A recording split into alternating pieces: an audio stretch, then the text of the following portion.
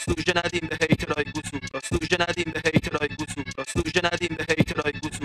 سلام، امیدوارم حالتون خوب باشه.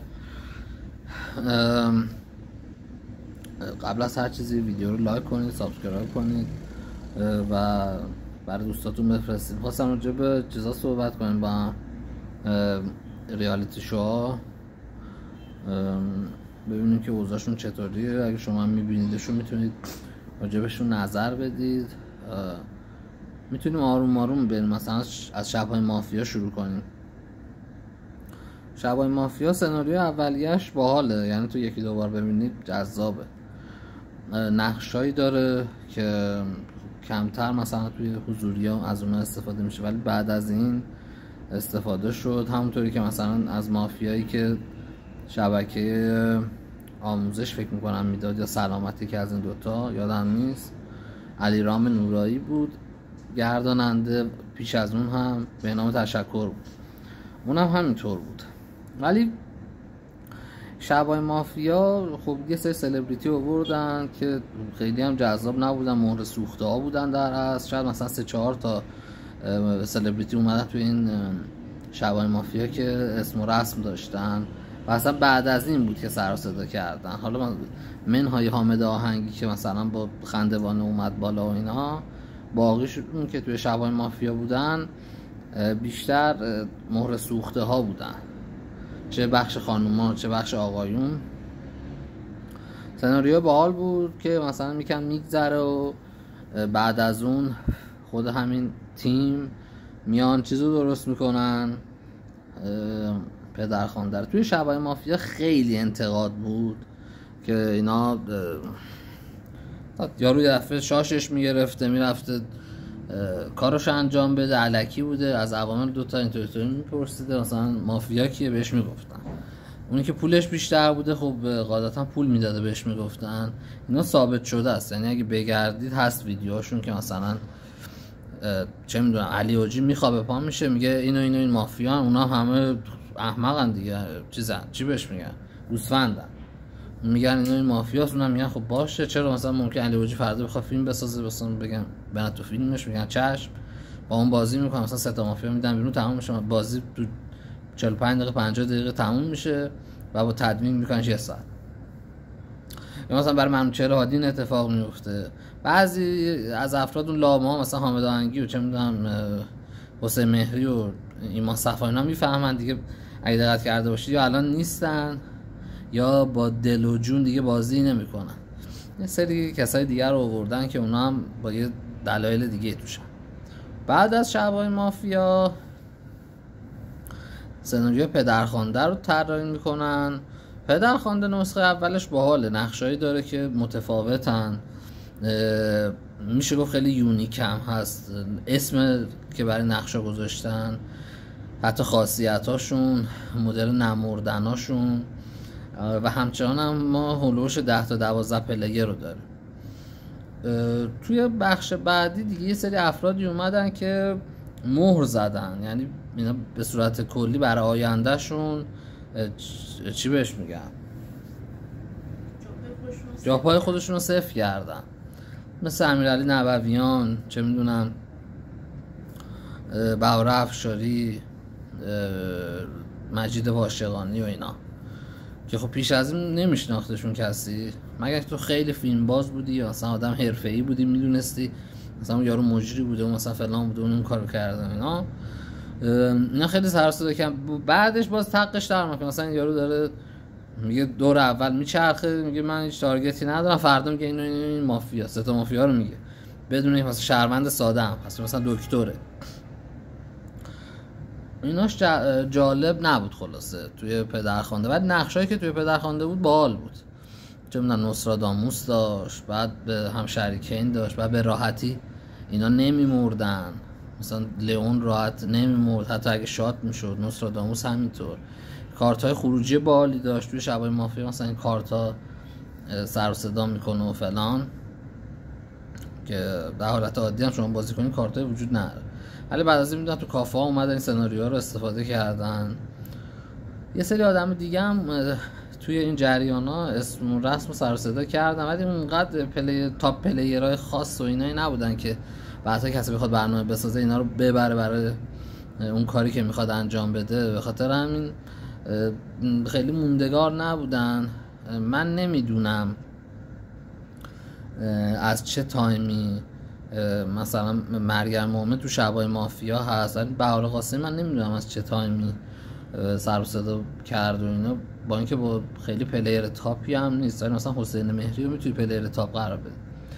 تا اینکه در همین حین پدرخوانده سر و صدای یه برنامه میشه به اسم ارتش سری. توی این برنامه ها که همشون بر اساس اون مافیای روسی ابتداییان، ارتش سری خیلی خلاقانه بود. اتاق ملاقاتی داشت که اون مثلا ایرانسل اسپانسر بود، اسم اتاق ملاقات رو گذاشته بودن شماره جدید ایرانسل. نقشا متفاوت بود، تو روز هم دیگر رو شات میکردن. البته پلیر حرفه‌ای ها میدونن که مثلا تفنگداری وجود داره که تو روز بهت گان میده میتونی بزنی، حتی میتونه مثلا مشقی رو بده، واقعی رو بده، که اون تاثیرش رو توی بازی ارتش سری میشد دید. اونجا حالا چند نفر دیگه هم میاد، مثلا بهنام تشکر اونجا خیلی خیلی خوب بازی میکنه، باز حسین مهری همینطور. یه سری نخاله هم همیشه لاما، مثلا نمیدونم قاسم خانیات خودشون هم میدونن فقط میتونن بنویسن، یعنی کاری که کارگردانی کردن معلومه که هیچی واقعا تو اون زمینه بارشون نیست. یا چه میدونم رامین راستاد مثلا اومد اون سناریو رو بیشتر گند میزدن، ولی توی اینا که حرفشو زدیم ارتش سری خیلی قصه جذاب و خاصی داره، کارتای خیلی باحالی داره، سناریوهایی که توش اجرا میشه خیلی باحال، خیلی تنوع نقش داره. توی اینا بعدش میرسیم به زد که تازگی هست، اونم خیلی شبیه ارتش سریه، ولی نکته متفاوتش اینه که خیلی سخت هم تیمی ها میتونن همو پیدا کنن و این جزء نکات کلیدیه. تو ارتش سری میتونستن با 2 ملاقات سریع تیم همدیگه رو پیدا کنن، ولی تو زد اگه تو بری ملاقات یه کسی بیای تو و بگی مثلا طرف سفیده، خب بعدی میره معلوم میشه سیاست.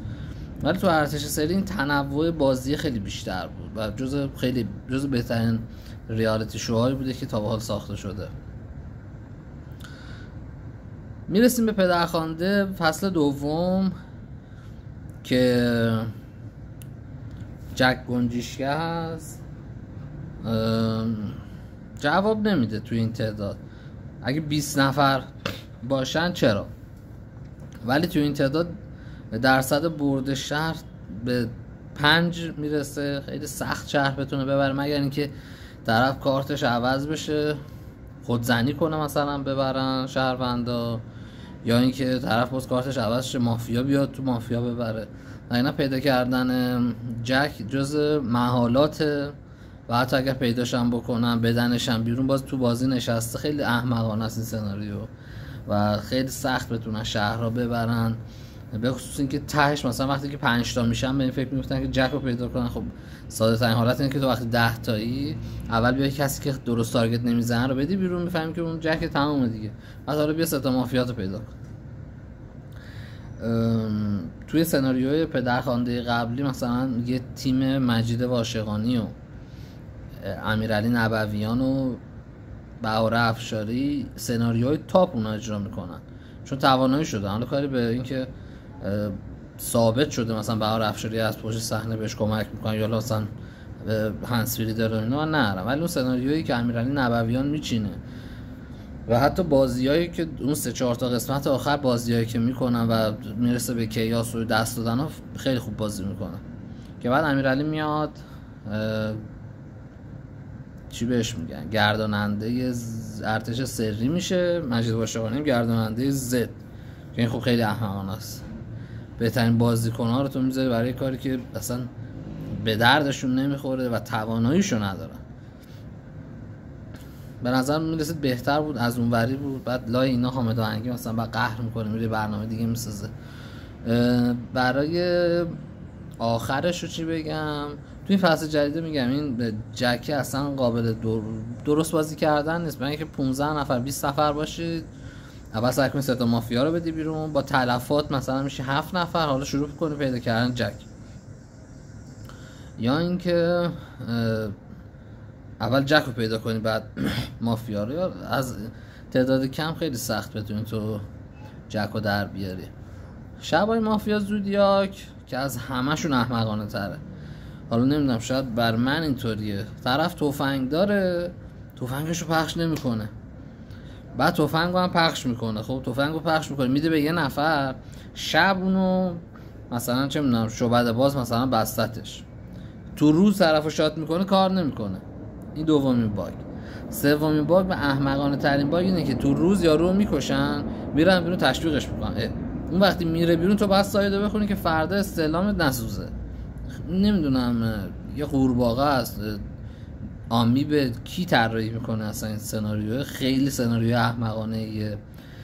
بعد 99% دلیلش اینه که خرج لباس و نمیدونم میزان پیلی و آرایش و اینا شده. خیلی احمق. بعد حالت درستش هم اینه که یارو اینقدر وقتی رو صورتش کرمه مغزش یه کار نمیکنه که. یا مثلا بهش گفتن تو به خاطر این مودت باید کیفتو بگیری دست، کیفشو میگیره دستش میاد تارگت میزنه. حالا احمقانه ترین بخش چیه؟ احمقانه ترین بخش یه نفر لئونه فرضی همه مافیا رو کشته. خب همه مافیا رو کشته.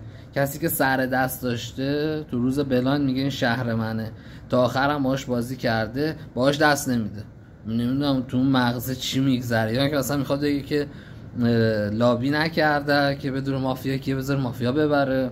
چون احمقانه ترین مافیایی که من به عمرم دیدم فلات پیشه بود. یارو میاد میگه این و این تارگت ها 2 تا یاراشن و 2 تا تارگت فقط داره از اول تا آخر بازی تو 3 ساعت. بعد اون 2 نفر میرن اون استعلام میگیرن اونا مافیان، بعد هیچکی نمیفهمه داره یار فروشی میکنه. خیلی احمقن.